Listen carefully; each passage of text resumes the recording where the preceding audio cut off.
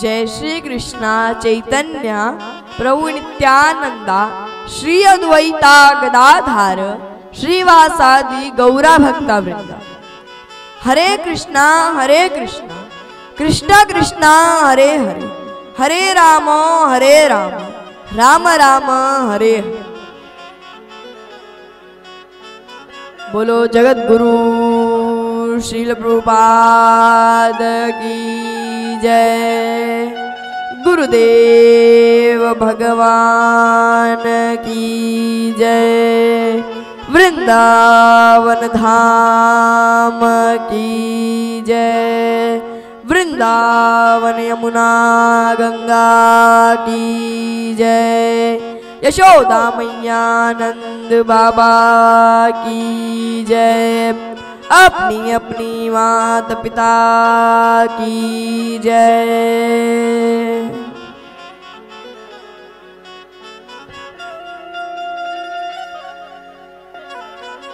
तो हरे कृष्णा भक्तों, कैसे आप सभी? मेरी आशा है आप सभी भक्त वृंद अच्छे होंगे, स्वस्थ होंगे।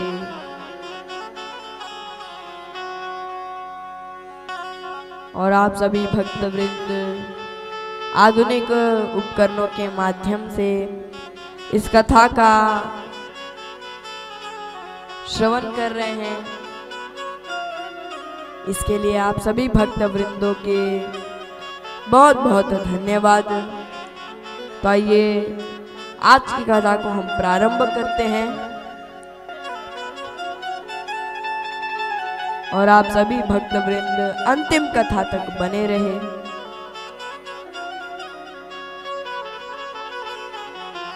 एवं आप सभी भक्त वृंदों के चरणों में अरविंद दास का कोटि कोटि प्रणाम। और आप सभी भक्त वृंदों को जय श्री राधे, जय श्रीमन नारायण, जय श्री सीताराम, जय श्री। सो भक्तों, जिस प्रकार श्री चैतन्य महाप्रभु जी जिन्होंने अब तक तो हमारे इन सारे जैविक कार्यों में तो बड़ा सहयोग किया, और श्री चैतन्य महाप्रभु जी ने जिस प्रकार हमें अपनापन अपने मित्रों के साथ, इस संसार वासियों के साथ और कलयुग वासियों के साथ, अपने गुरुजनों के साथ, अपने शिष्यजनों के साथ किस प्रकार से बिहेवियर्स रखने, किस प्रकार से उन्हें धार्मिक बनाना, और किस प्रकार उनके शिष्य, किस प्रकार उनके देखिए, किस प्रकार उनके शिष्यों को सिखाया कि तुम ऐसा करो, वैसा करो, ये कार्य करो, वो कार्य करो, ये कार्य करने से ऐसा होगा, वो कार्य करने से वैसा होगा। ये सब श्री चैतन्य महाप्रभु जी हमें बताते। और जब ये बताते हैं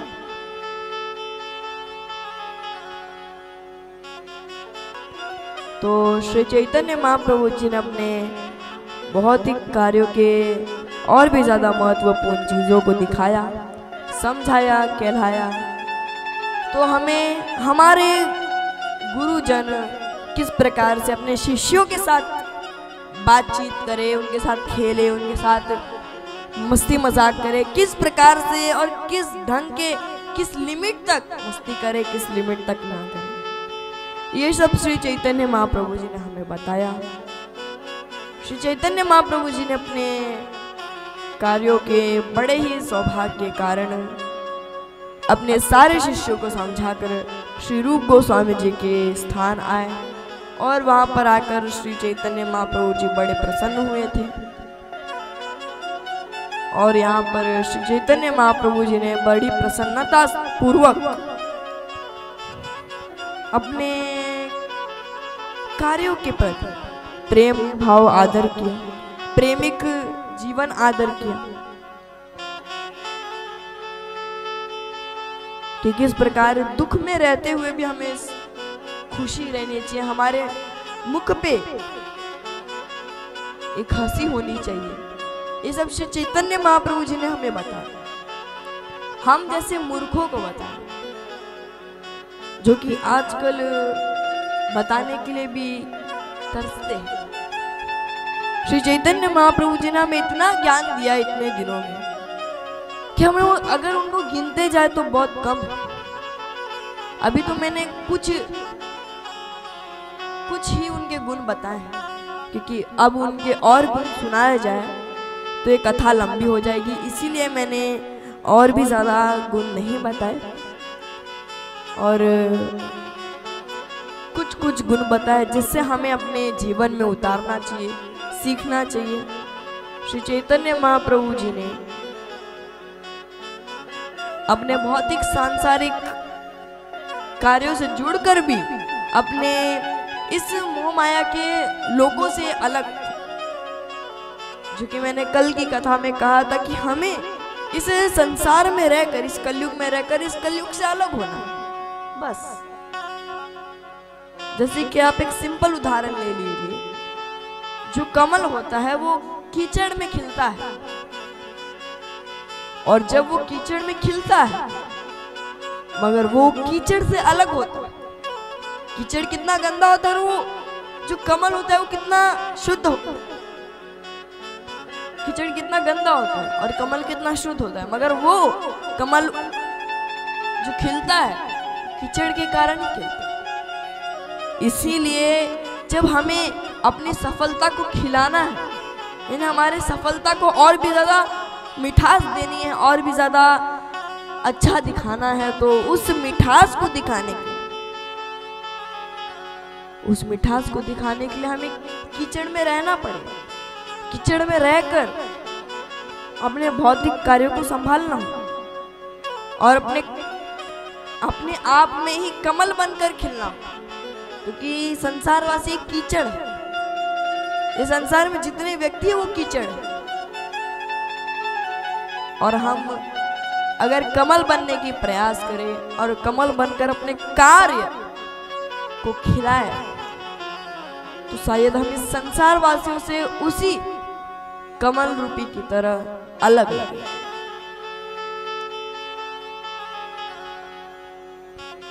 उसी कमल की तरह। इसलिए जितना हो सके इस संसार से ऐसा दिखाओ कि वो आप अटैच्ड है, और श्री चैतन्य महाप्रभु जी भी यही दिखाते हैं कि वो संसार वासियों से क्या है, अटैच्ड है, मगर एक्चुअली में वो अटैच्ड है ही नहीं। वो तो अपने कार्य को लेकर इस संसार से अटैच्ड। एग्जैक्ट श्री चैतन्य महाप्रभु जी हमें यही सिखाना चाहते हैं कि कार्य के समय जो काम आए, उस समय संसार का जो कार्य होता है काम आता है। इसीलिए जब आपको इस संसार का जरूरत हो, इस संसार की थोड़ी बहुत मदद लगे,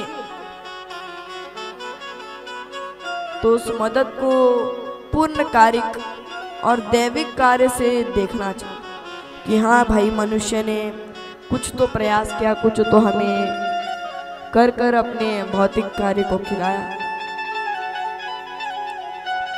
इसलिए जब ये संसारवासी से हमें कोई कार्य हो, तभी जाकर उसे कुछ कार्य दे, तभी उसे जाकर कोई कार्य दे, ताकि हमें अपने कार्य से मतलब, अपने कार्य से ही कार्य हो। और श्री चैतन्य महाप्रभु जी सिर्फ कार्य के कारण ही इस संसार से अटैच्ड नहीं, थोड़े बहुत इस संसार से भी अटैच होते कि हाँ, संसारवासी हैं, ये मेरे शिष्य हैं, ये मेरे गुरु हैं, ये मेरे मित्रगण हैं, ये मेरे सखागण हैं, ये मेरे माता पिता हैं, ये मेरे अनेकों जो उनके कार्य के संबंधित थे, संबंधी जो उनके हर एक कार्य में संबंध किए, उनको एक तरीके से उन्होंने अपने कार्य के लिए रोका, और रोककर उन्होंने दिखाया कि किस प्रकार उन्होंने अपना कार्य भी पूर्ण किया, और पूर्ण करने के बाद इस संसार से भी अटैच है। और हमें भी एग्जैक्ट वही करना है। और यहाँ पर श्री चैतन्य महाप्रभु जी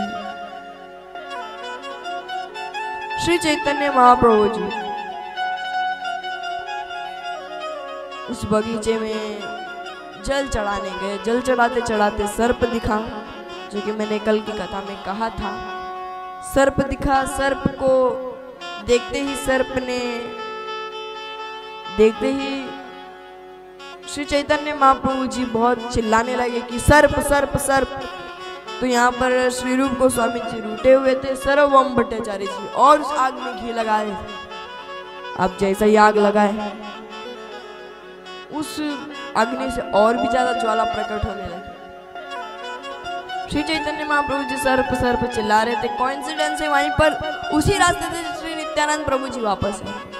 फिर श्री नित्यानंद प्रभु जी को पता चला कि यहाँ पर तो श्री चैतन्य महाप्रभु जी रहा करते, और यहीं से श्री चैतन्य महाप्रभु जी को बचाने का प्रयास आता, उनकी ध्वनि आती। ऐसा नहीं है कि जब चैतन्य महाप्रभु जी की ध्वनि थी तभी जाके मदद किया या उनकी प्रेरणा दी, ऐसा नहीं है। अगर उनके बदले कोई और मनुष्य होता तो तब भी नित्यानंद प्रभु जी उसकी मदद करते, उसकी हेल्प करते। ऐसा नहीं कि चैतन्य महाप्रभु जी भगवान है इसलिए जाके मदद कर दिया, ये वो, ऐसा कुछ नहीं। चाहे वो कोई भी हो, बस उन्हें पता था कि हाँ यहाँ पर चैतन्य महाप्रभु जी रहते थे। श्री चैतन्य महाप्रभु जी की ध्वनि आई, इसलिए मैं क्या करता हूँ, एक बार जाके देख लेता हूँ। जाके देखा तो बगीचे में सर्प सही में था। सर्प को कैसे तैसे भगाया। यहाँ पर श्री रूप गोस्वामी जी को लगा कि सर्प ने काट लिया श्री चैतन्य महाप्रभु जी को। दौड़े दौड़े गए सर्वभौम भट्टाचार्य जी, मगर श्री रूप गोस्वामी जी हल्के से पर्दे से देख रहे, एक आंख बंद करके देख रहे थे। देखा श्री चैतन्य महाप्रभु जी तो पूर्ण जन्म है, जीवित है पूरी तरीके से। एक जगह बैठे हुए थे श्वास ठहर के कि हाँ भाई श्वास में श्वास है। जैसे अगर आपके पीछे कोई सर्प लग जाए, फिर आपको कैसा लगता है, एक जगह आप ठहर जाते हो, आप किधर हिलने का प्रयास नहीं कर पाते। ठीक उसी प्रकार श्री चैतन्य महाप्रभु जी हिल तो नहीं रहते, मगर बोलने का कम से कम प्रयास कर रहे। हम तो बोल भी नहीं पाते। जब सर्प हमारे सामने, हम तो बोल भी नहीं पाते। श्री चैतन्य महाप्रभु जी ने प्रयास किया, बोला। श्री चैतन्य महाप्रभु जी ने पुकारा, और यहाँ पर श्री रूप गोस्वामी जी ने देखा कि श्री चैतन्य महाप्रभु जी जीवित है और उनको बचाने नित्यानंद प्रभु जी। सर्वभौम भट्टाचार्य जी पेड़ के पीछे देख रहे थे, वापस गए कुटिया में और बोला, देख लिया नित्यानंद प्रभु जी वापस आ गए उनको बचाने।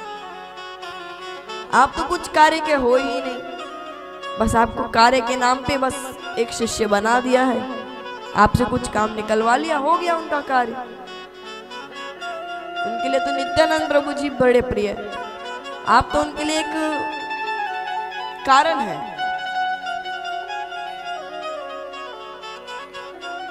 जैसे अगर कोई रिमोट है, रिमोट के अंदर जो बैटरी लगती है, वो बैटरी आपको बनाया गया, मगर सिर्फ बोलने के लिए आपको बैटरी बनाया, मगर जो बैटरी है उनके लिए तो नित्यानंद प्रभु जी हो। जैसे अगर रिमोट है, उसके पीछे बैटरी लगाई जाती तब जाके वो रिमोट चलता है। ठीक उसी प्रकार आपको रिमोट की बैटरी की तरह समझ लिया और कह दिया कि तुम ही मेरे भक्त हो, तुम स्पेशल भक्त हो, तुम मेरे स्पेशल भक्त हो, ये वो कह दिया सर्वभौम भट्टाचार्य। और यहाँ पर नित्यानंद प्रभु जी उनके असली बैटरी, और तुम्हें लगता है कि तुम ही उनके असली स्पेशल भक्त हो, एकदम असली बैटरी वो सब हो। श्री नित्यानंद प्रभु जी उनके सारे बातें सुन रहे थे। यहाँ पर श्री रूप गोस्वामी जी को आया क्रोध, उन्होंने पर्दा खोला, तुरंत भागे। देखा कि श्री चैतन्य महाप्रभु जी और नित्यानंद प्रभु जी एक साथ थे उनके द्वार के सामने, और उन्होंने नित्यानंद प्रभु जी ने कहा कि सर्व तुम पहले इधर। जैसे अगर कोई गलत कार्य कर दिया तो सबसे पहले जो कारण जिस कारण की वजह से वो कार्य हुआ है, जिस कारण की वजह से जिस मनुष्य ने उस कारण को, उस कर्म को एक महत्व दिया, यानी मान लीजिए अगर कोई इलेक्ट्रॉनिक सामान है, उसमें किसी व्यक्ति ने महत्व दिया, यानी उसमें कोई पार्ट दे दिया। पार्ट जानते हैं ना, एक पार्ट, दो पार्ट, यानी एक भाग दे दिया, भाग दे दिया। एक इलेक्ट्रॉनिक चीज है, उसमें भाग दे दिया, तो फिर उस चीज का जो कारण है वो अब जिसने भाग दिया है वो भी, इसलिए अब उस कारण में जितने भी लोग हैं, जिसने थोड़ा सा भी भाग दिया है, जितना भी पार्ट दिया है उस इलेक्ट्रॉनिक सामान में, तो अब उसका भी कर्तव्य होता है कि हाँ भाई मैंने भी इलेक्ट्रॉनिक सामान दिया है, अब मेरे को भी गृह कार्य में लेना होगा।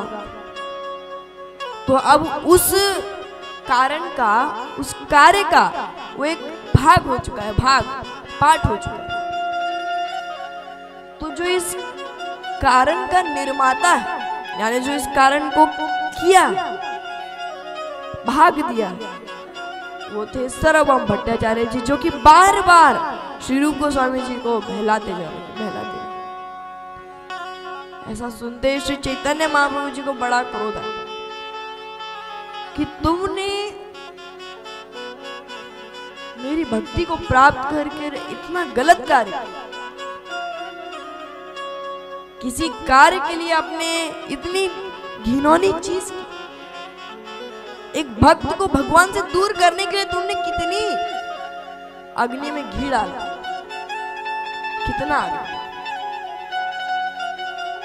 इतना सुनते ही सर्वभौम भट्टाचार्य जी का मुख शर्म के मारे झुक गया। उन्होंने घुटने मोड़कर श्री चैतन्य महाप्रभु जी के चरणों में पड़कर अपने अश्रु से उनसे क्षमा मांगी। श्री रूप गोस्वामी जी नित्यानंद प्रभु जी के चरणों में जाकर क्षमा मांगे, और एक गुरु का कर्तव्य के कारण श्री नित्यानंद प्रभु जी और चैतन्य महाप्रभु जी ने अपने दोनों शिष्यों को क्षमा किया। और अब श्री रूप गोस्वामी जी ने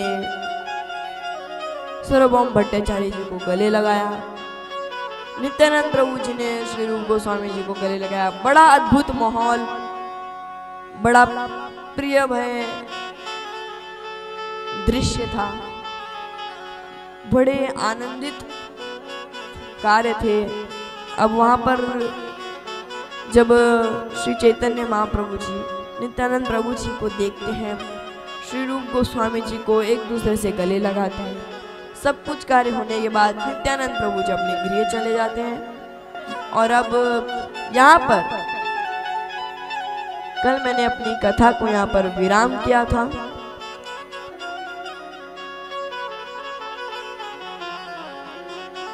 श्री चैतन्य महाप्रभु जी अब अपने कार्यों के प्रति बड़े ही अनादर, बड़े ही स्वाभाविक, उन्होंने कभी भी सर्वभौम भट्टाचार्य जी को इतने गलत कार्य को करते हुए नहीं देखा।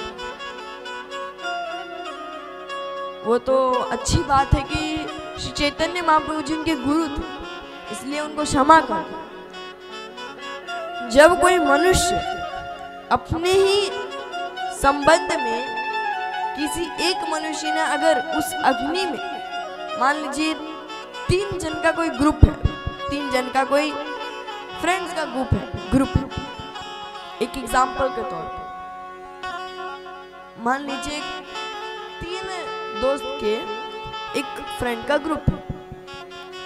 अब उसमें एक मनुष्य था, उसमें एक दोस्त था, 3 दोस्त थे, राम श्याम धाम। ये तीनों दोस्त बड़े ही खास थे। वो अपने तीनों कार्य को बड़े पूर्ण तरीके से करते थे और एक साथ हर एक कार्य करते थे। उन्हें क्योंकि अपने दोस्ती का परिचय दिखाया और बड़े सच्चे मित्र थे वो तीनों अपने प्रति कोई भी बात नहीं छुपाते थे, जो बात होती थी वो बता देते। एक बार राम और श्याम में कोई कार्य के कारण थोड़ी अनबन हो गई। अनबन होने के कारण, अनबन यानी कुछ झगड़ा हो गया। तो अनबन होने के कारण जो धाम बचा, अब राम और श्याम में तो अनबन हो गई थी, तो जो ध्यान बचा था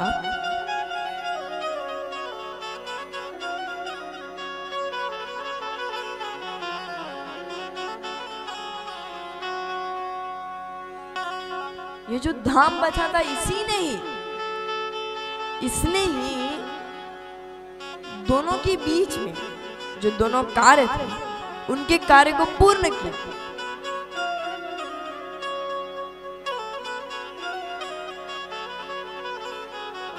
और जब ध्यान ने राम और श्याम के प्रति इस अनबन को देखा, तब वो राम के पास गया, राम के पास बैठा था।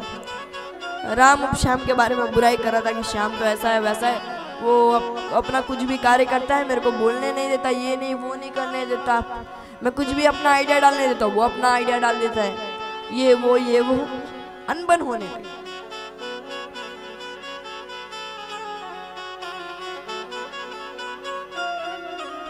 अब उसी कारण की वजह से ये बात ध्यान में सुनी। अब वो गया श्याम के पास, क्योंकि राम के पास बैठा था तो राम ने श्याम की बड़ी बात कह दी। अब ध्यान ने सुना और ध्यान गया राम के पास। अब ध्यान श्याम के पास जैसे ही बैठा, उसने कहा कि राम तो कह रहा था कि तुम ऐसे हो वैसे हो, तुम इसे कुछ बोलने नहीं देते, ये नहीं वो नहीं, वो बड़ा खड़ूस इंसान है, ये वो फालतू, मतलब सब कुछ आपके बारे में बुराई कर रहा है।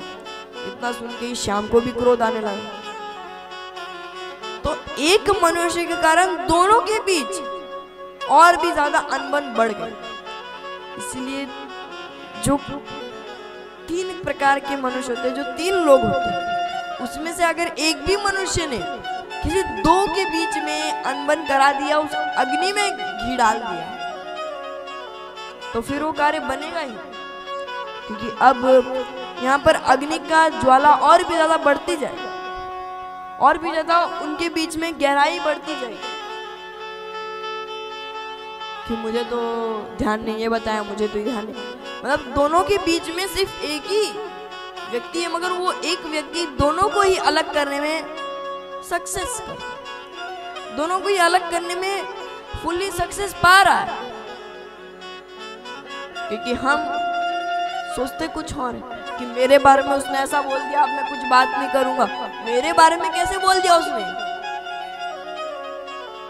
यही होता है, अहंकार आ जाता है। जब हम अपने सिंसियरिटी दिखाने तब अहंकार आ जाता है कि मेरे बारे में बोल दिया, अब मैं क्या करूंगा। मुझ जैसे महान इंसान के बारे में बोल दिया, मेरे जैसे मित्र इसको कभी नहीं मिलेंगे।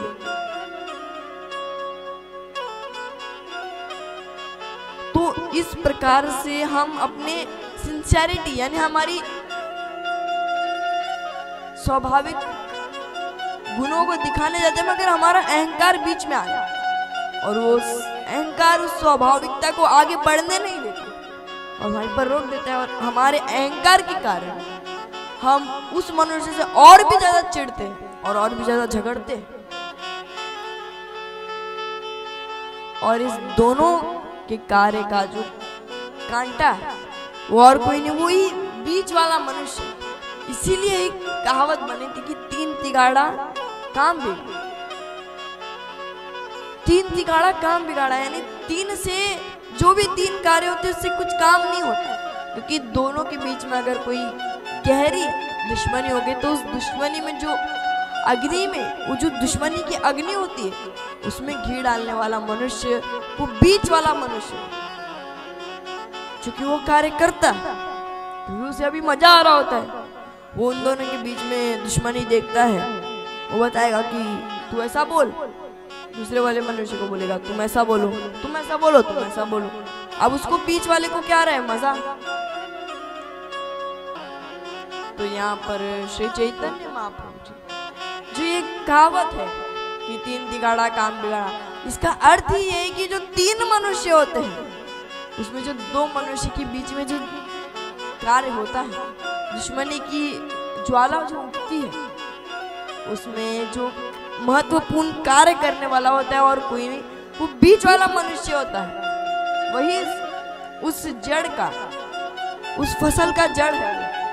वही बीच वाला मनुष्य उस फसल का जड़ है, उस पूरे कार्य का एक भाग है।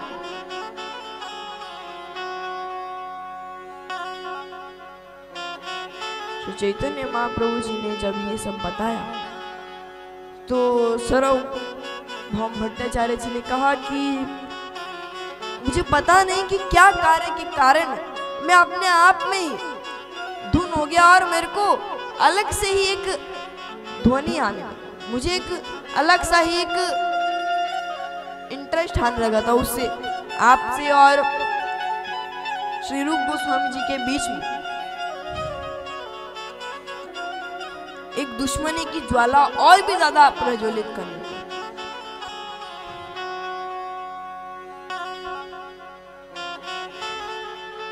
और इसी कारण मैं और भी ज्यादा श्री रूप गोस्वामी जी को और भी ज्यादा क्रोधित कर रहा था। और जब भी वो आपसे लड़ता तो मुझे और भी ज्यादा सुख मिलता, पता नहीं क्यों मगर मेरे को और सुख मिलता। और श्री चैतन्य महाप्रभु जी भी यही प्रयास करते। श्री चैतन्य महाप्रभु जी ने सार्वभौम भट्टाचार्य जी को सब कुछ अच्छे से बताया और कहा कि जो ये तुम कार्य कर रहे थे ये बहुत गलत कार्य है, ये कार्य कोई अच्छा कार्य नहीं है।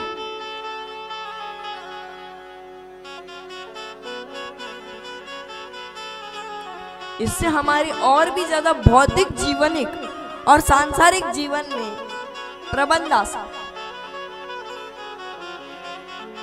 और भी ज्यादा मुश्किलों आएंगे, जिससे हम और भी ज्यादा डिस्ट्रैक्ट हो और हम एक दूसरे की मदद करे बिना एक दूसरे से झगड़ते रहे कि तुमने मुझे ऐसा कहा था तो मैं क्यों तुम्हारी मदद करूंगा, तुमने मुझे ऐसा कहा तो मैं तुम्हारी क्यों मदद करूं।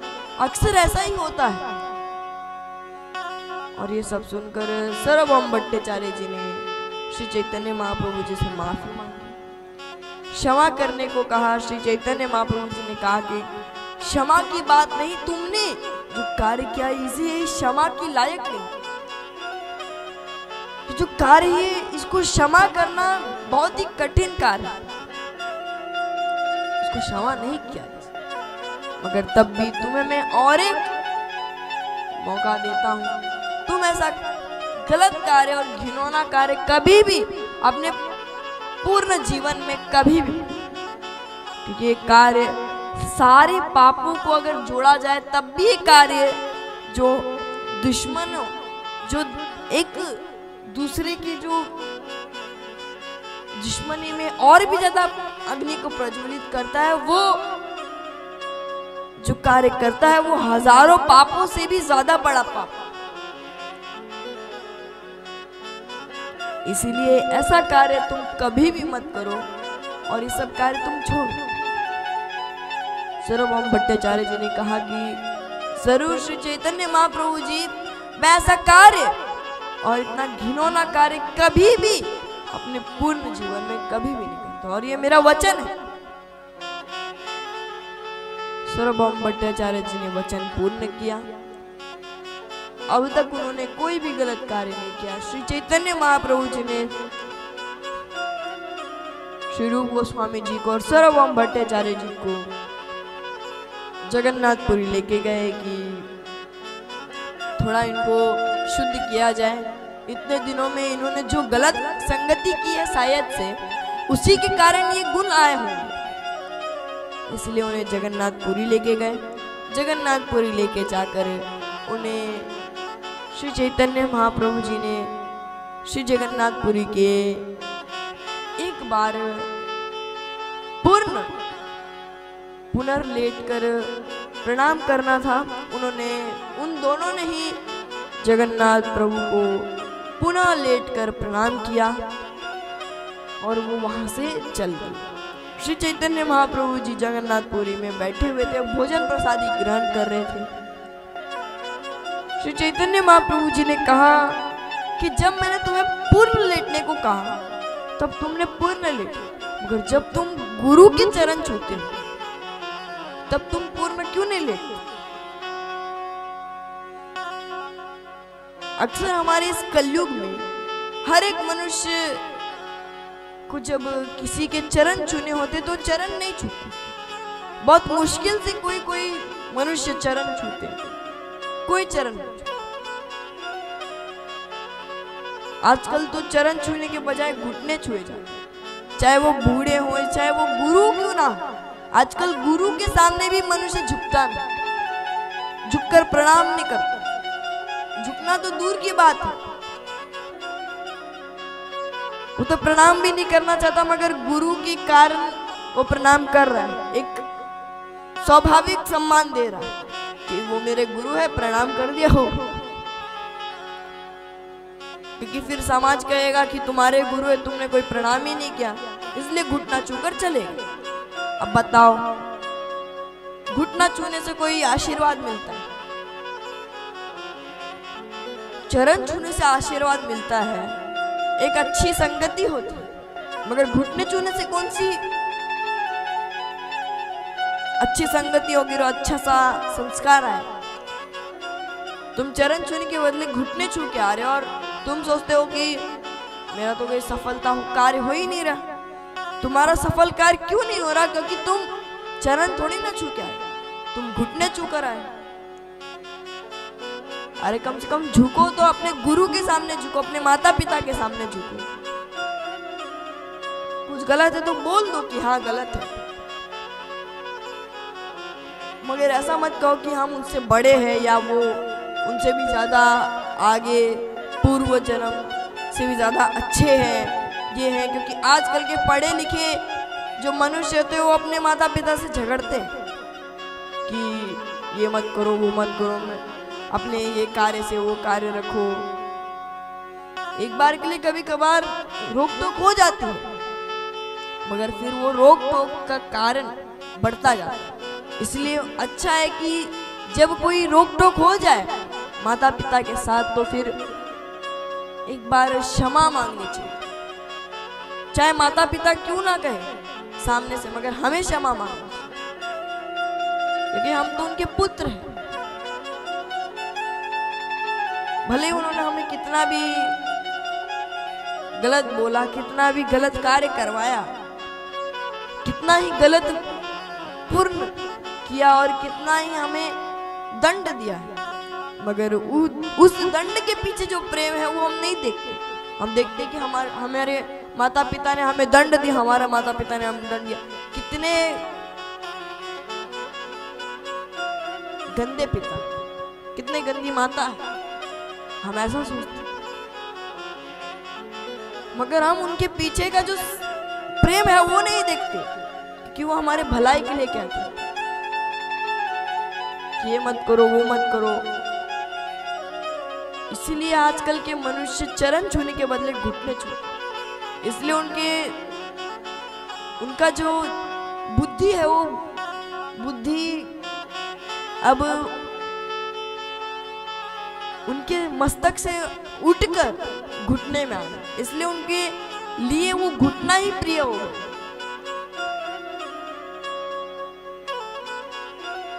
गुरु है तो कम से कम पूर्ण लेटकर प्रणाम करो, क्योंकि आपके गुरु है, उन्होंने आपको आधुनिक ज्ञान दिया, सांसारिक ज्ञान दिया, समझाया कि ये करो वो करो वो मत करो। क्यों समझाया? क्योंकि आप इस संसार में जी पाए, इस संसार को समझ पाए।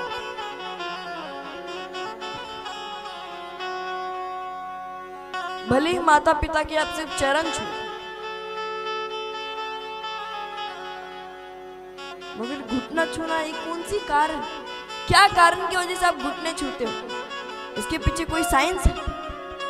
चरण छूना यानी जो हमारे माता पिता है, जो हमारे गुरु है, वो कितने जन्मों पहले हम जब जन्म नहीं होते तब के पहले हमारे माता पिता हमारे गुरु होते हैं, जो कि हमारे जन्म होने से पहले होते हैं। तो सोचिए उस चरण में जो धूली होगी वो किस किस धाम गई होगी।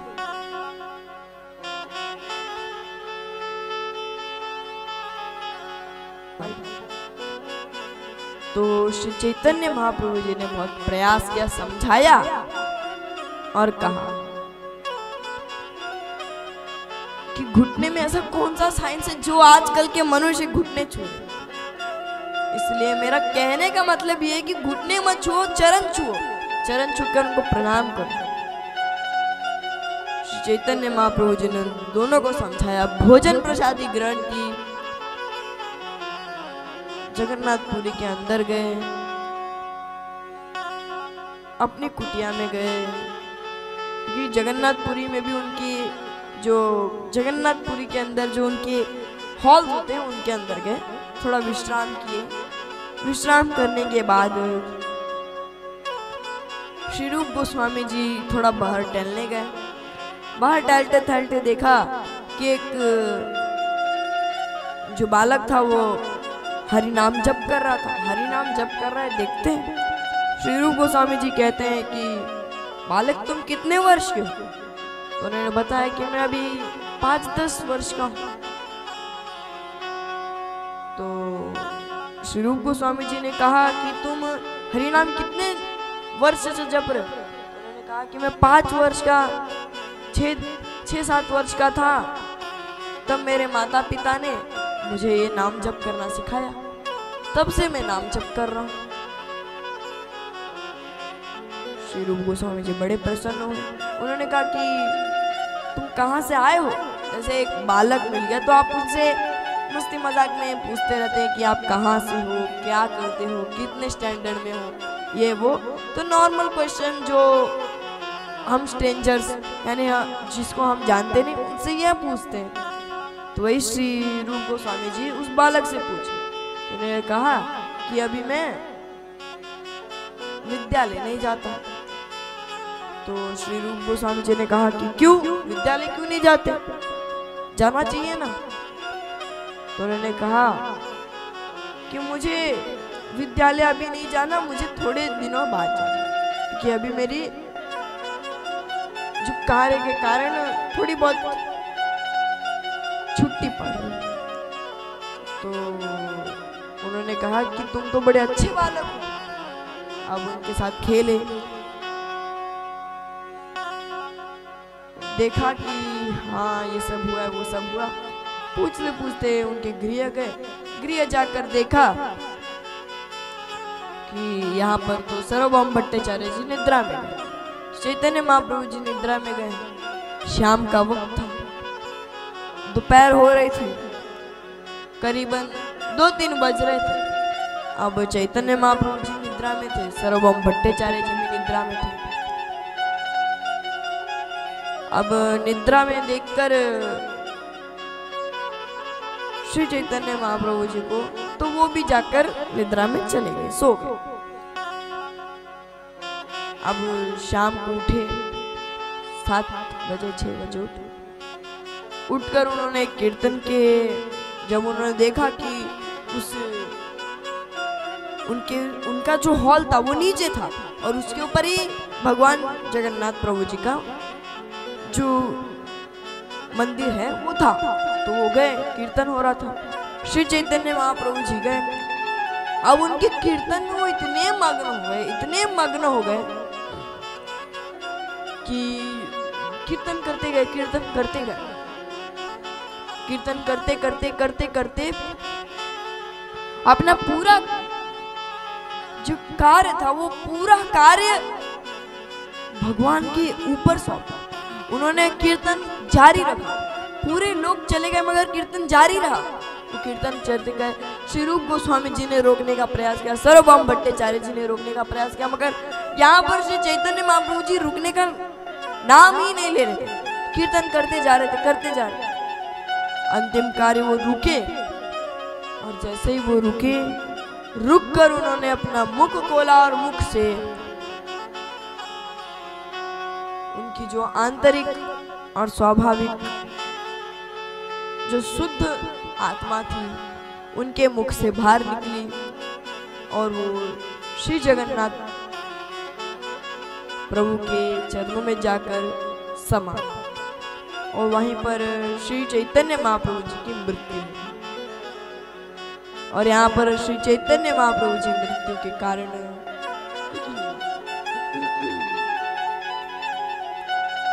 श्री चैतन्य महाप्रभु जी की मृत्यु के कारण श्री रूप गोस्वामी जी और सार्वभौम भट्टाचार्य जी को बड़ा दुख हुआ। उन्होंने उनकी समाधि बनाई, समाधि बनाकर उनको अच्छे तरीके से कीर्तन भजन के साथ विदा किया। और इसी बीच हमारी चैतन्य चरितामृत की जो पुस्तक है वो समाप्त होती है। और अब कल से जो हमारा गरुड़ पुराण है उसे हम प्रारंभ करेंगे, सुनेंगे। और कल से ही हमारा जो गरुड़ पुराण का पाठ है वो शुरू हो जाएगा। तो मेरा निवेदन है आप सभी भक्त वृंदों से कि आप सभी भक्त वृंद मेरे गरुड़ पुराण की जो कथा है उसे आप सुने। और मैं इस गरुड़ पुराण में आपको और भी ज्यादा अच्छे से अच्छे तरीके से समझाने का प्रयास करूंगा। और कल से ही गरुड़ पुराण कंटिन्यूसली चलेगा, तो आप सारे भक्त वृंद जरूर से देखना। और यहाँ पर हमारी चैतन्य चरितामृत की जो पुस्तक है वो समाप्त हो गई। श्री चैतन्य महाप्रभु जी